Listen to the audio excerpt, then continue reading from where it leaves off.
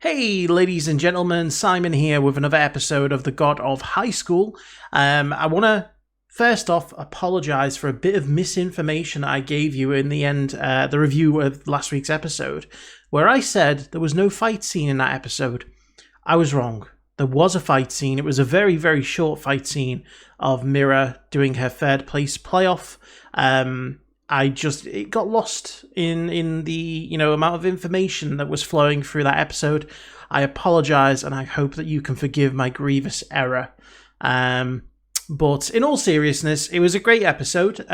We did get a lot of information in that episode pertaining to a lot of the stuff that's been going on in the background. We learned about the Six, who is this group that Park is a member of. And they're going up seemingly against another group. It's very difficult to really say at the moment who's going to end up being the good guys and who's going to be the bad guys, because at first, members of the church who we'd seen in previous episodes seem to be like a cult. And so, you sit there thinking, right, they're the bad guys. They're the ones who are, trying to use this godlike power to control the world. But now I'm not so sure. It's, if anything, the more information that we got in last episode kind of confused things a bit more.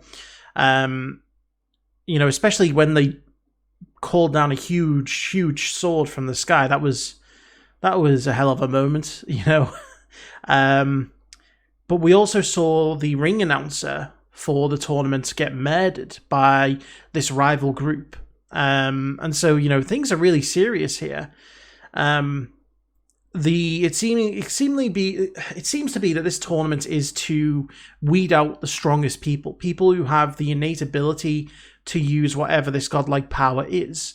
And they've certainly identified in the 3 contestants that have qualified from the Seoul tournament that they have this ability. Some more than others. Mori seems to have a lot of innate power, and they seem to be very interested in harnessing this. It was a very interesting episode. Like I say, for me, it garnered up more questions than answers. We obviously met the doctor, who actually had some interactions with Mori. He healed his ankle on the beach when he was sort of training, and so I wonder what his evaluation of him is, as to whether he thinks that Mori's going to make a suitable member for whatever it is they're trying to recruit him into. But this show so far has been really good, and I'm really, really enjoying it. As I say, it was just a bit different last episode, because rather than focusing on the fight, it focused on a lot of the background stuff. And we saw a lot of Mori's grandfather, who has come into conflict with this church. So I'm interested in learning more about him, whether he survived the massive sword attack. But we'll see. Now, before we jump into our episode today, I want to say a big thank you to my Patreon super supporters: Frank Tremel, The Lone Detective, Karen Abel, Nick Walters, The 7 Deadly Sins, Damon Smallwood, Michael Y, IrishCal, and Richafa. So, without further ado, let's jump in and watch episode number 7. Okay. Oh, we're jumping straight into the national tournament. I can't wait for these team-based competitions. They're going to be so awesome. To see how these 3 fight together. Okay. Oh god, this guy's arrogant. Come on, Mori. I thought the video had stopped. Oh no.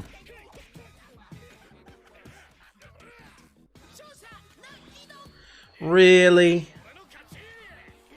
Really? I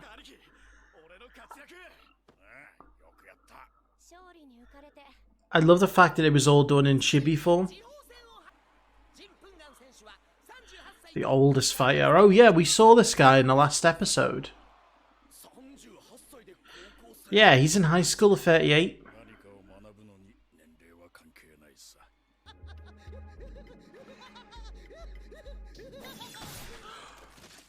Oh, yes! Hello, Mr. Joker.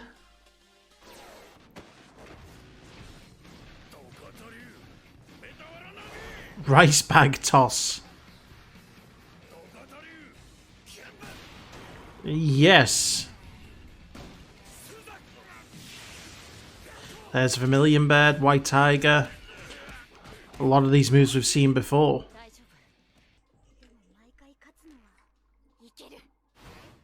So she is Kendo.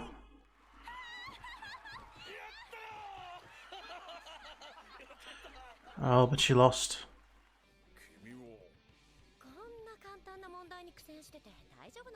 Is your head okay? That's very blunt.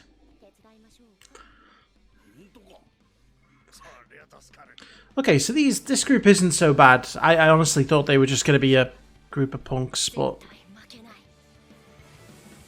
I'm afraid he's going to have to lose.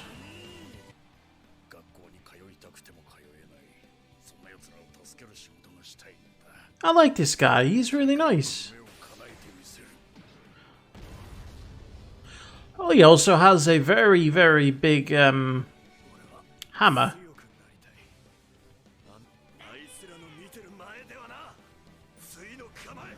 Azure Dragon, here we go. He broke Thor's hammer.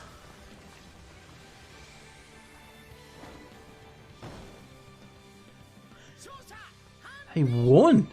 Holy shit.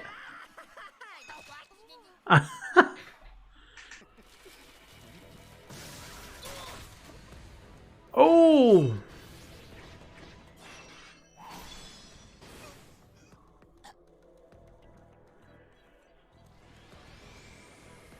What is going on? Did he destroy his... No, who are you? What's going on? I'm very confused. So the church... So Park isn't part of the church then?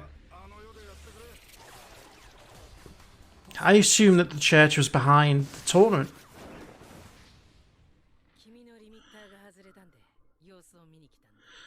Oh shit, this is turning into a proper battle. He's still so calm and collected, it's like...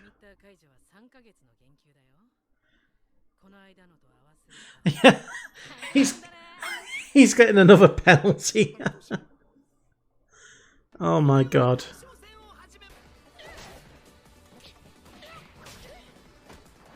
It's almost like they're the same person, just different realities. Because they look very similar. I don't want it to lose, but I do want it to lose.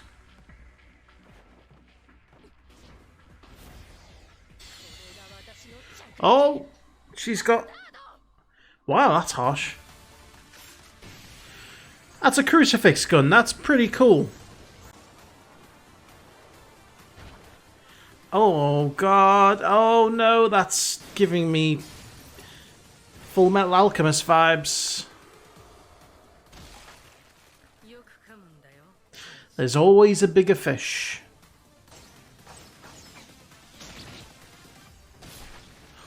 Ooh, right through the back.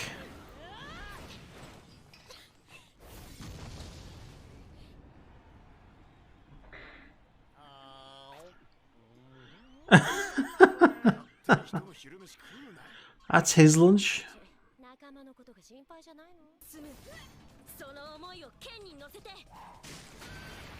Oh, oh. Okay. Wind Willow.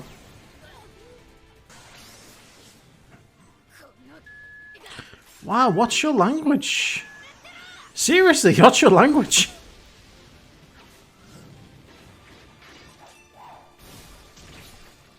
Oh, there goes his wings. Sim, yeah.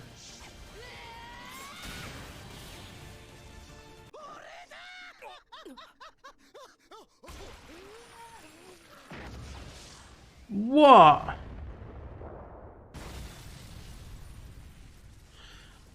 Did he just suicide bomb himself?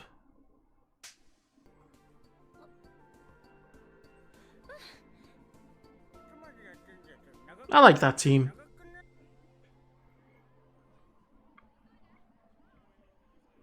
Okay, so he survived.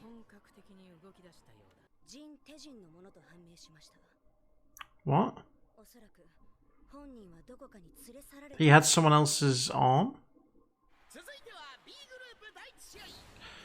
That was Jin's grandfather, wasn't it? He had his arm?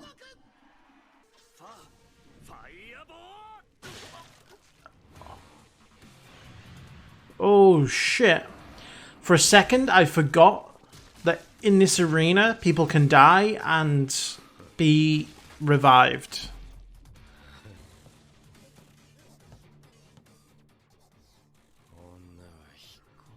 Oh no, he's... Great, he's the dick. I get to... Oh, what? Han? Han's interfering now?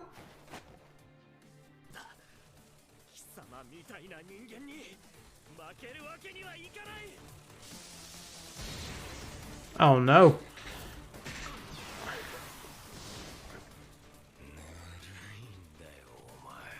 Oh, his voice cuts right through me.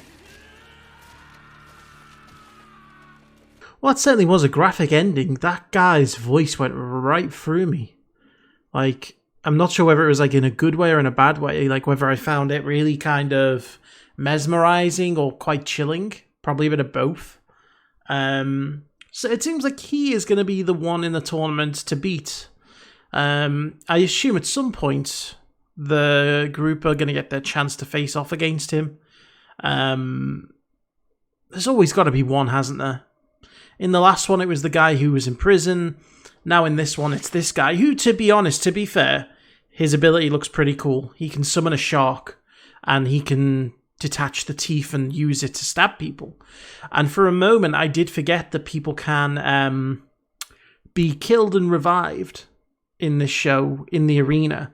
You know, because obviously I was used to the fight that was going on in that apartment room where, you know, fatal blows are going to be fatal. And so I shifted to the arena and I was still in that mindset. And when I saw the shark tooth go through him, I was like, shit, he's just killed him. He's going to die. And I remembered, oh no, this is an arena where you can break your neck and live, you know. So again, learning more and more with each episode. And it looks like Park and the rest of the group that he's associated with are not the church. Nox is the church.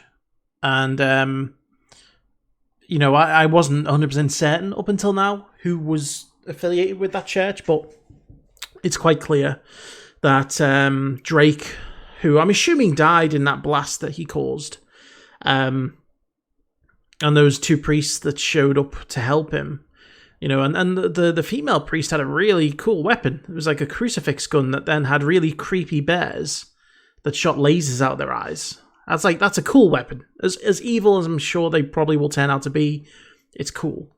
And she has a huge problem with her potty mouth, you know, and I'm guessing that's her gimmick. You know, characters tend to have certain traits or gimmicks, and I'm assuming that's hers. That once she snaps, she just unloads verbally on people, and it's quite fun to see because, you know, even though they bleep it out and they literally bleep out the subtitles as well, it's still really funny to see someone just lose their shit. You know, I think most people enjoy seeing other people rage from time to time, and you know, I enjoyed that as well. But that whole fight just escalated from one moment to the next, you know, and showed some impressive skills as well. And that poor commissioner has now lost 6 months of pay, you know. But it appears as though all the commissioners have got code names, so Q, O, very much like James Bond, you know, kind of style agents, where you had M, Q. I don't remember if there was any other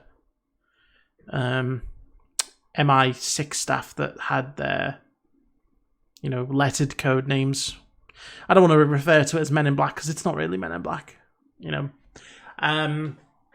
But it was a really fun episode, really good fight, and I really liked that other team, the team who we saw the backstory of, I don't quite remember the names. I remember the girl's name was Kwang, and I really like the idea that Hair and Mirror got to fight because it was the two wooden sword fighters who got to face off, and in my mind I was imagining that this was just two different versions of Mirror, of Mirror that we know now and a Mirror who maybe took up a different sport, kendo.